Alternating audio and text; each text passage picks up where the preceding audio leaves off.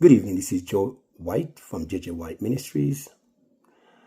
I'm here this evening to discuss a topic that is near and dear to my heart, and it's called faith in action. And I'm going to read a couple of scriptures that would bring relevance to the topic at hand. And the first scripture is Hebrews 11:6. And without faith, it is impossible to please God, because anyone who comes to him must believe that he exists and that he rewards those who earnestly seek him. Hebrews 11:1 states, "Now faith is the confidence in what we hope for and the assurance about what we do not see." Let's park there for a minute. This faith in action is a real thing. I'm going to give a personal story about myself. 8 years ago, I was working for this company. I've been in the industry for over 30 years. And I came to a crossroad where I was doing well for myself, but I just didn't see any additional growth. And I firmly believe that if you're in anything that you're doing and growth is not at the forefront, you need to reconsider and, have different options available. So I began to pray and ask the Lord to shift some things around, find a place of escape, and just to move something around in my life where I could finally grow into what He wanted for me. I say this to say all of this. Be careful when you ask the Lord to shift things around, because when you ask Him to shift things around, He will shift things around. And He did. As I was praying one morning, the Lord clearly spoke to me and says, "Leave this place." And I heard the voice, the faint voice, a second time telling me to leave this place. And immediately I started to open my mouth and say, "Lord, and go where?" And I caught myself and I said, "Lord, I hear you." And I continued to work at the location. I continued to show up. I continued to be the best version of myself, until one day I received a call from my old mentor explaining to me that there is a position open to give me the opportunity to open my own business. And she mentioned to me that she knows that I am comfortable where I'm at, but there is more for me to do. I knew in that conversation that it was only God was speaking through her to get my attention.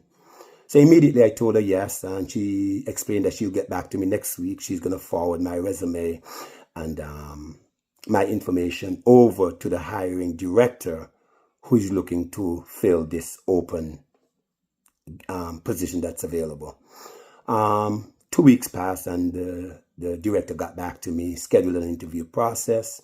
I went and did the interview. I passed with flying colors. He told me that he will get back to me the week after. He did.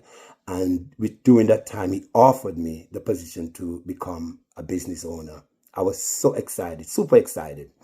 I did mention to him I'm currently working, I stated that in the interview process, and I would love for him to give me at least a month to train my assistant to take over my role, as I'm leaving the company. And he did. Fast forward, I took the position, excited to own my own business, went in the first day, started making decisions, started changing things around, and, just making decisions that a business owner would make. But 6 months come and I wasn't making any money. I fell behind in my bills. I fell behind in my loans, and just everything just wasn't working. And I began to question the Lord about the decision to leave. And as I began to open my mouth to question the Lord, I thought immediately about the Israelites who had the opportunity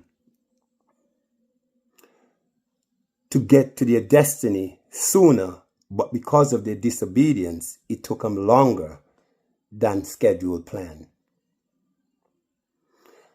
And I said, "Lord, I am so sorry. You plant me in this situation and you will see me through. And in that moment, everything shifted for me. In that moment, I just started to continue to do everything that I have to do. I continue to pray more. I continue to tithe. Regardless of what I had, I did not miss a tithe. And regardless of what I didn't have, I did not miss a tithe.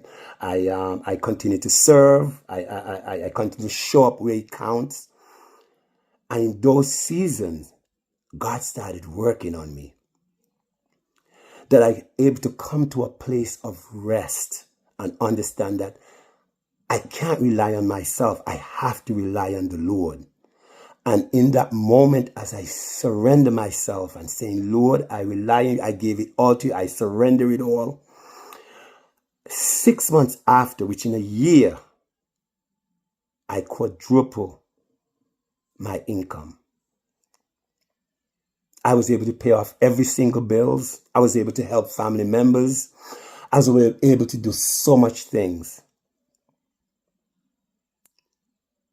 I'm here to say that for those of you out there that think all is lost,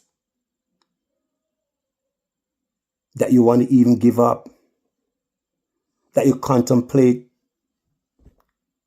giving up and don't care, I just want to let you know that all is not lost. Trust in the Lord. I'm here this evening and I'm the receipt. I'm here this evening as an example of what God can do when you surrender and when you become obedient to His will and His way. Fast forward. I have 3 locations. I had several employees. This doesn't happen on your own. You got to let go and let God do what He says that He's going to do. So to wrap this up, you have to take a leap of faith. It's not easy. It can be stressful. But if you trust the Lord and put all your trust in Him, He will never fail you. So if anything that one could learn from this message or this topic today is understand that you have faith that operates inside of you. Exercise that faith. Take a leap of faith. Don't sit back. God will do the rest. Thank you so much for listening, and I will see you guys shortly.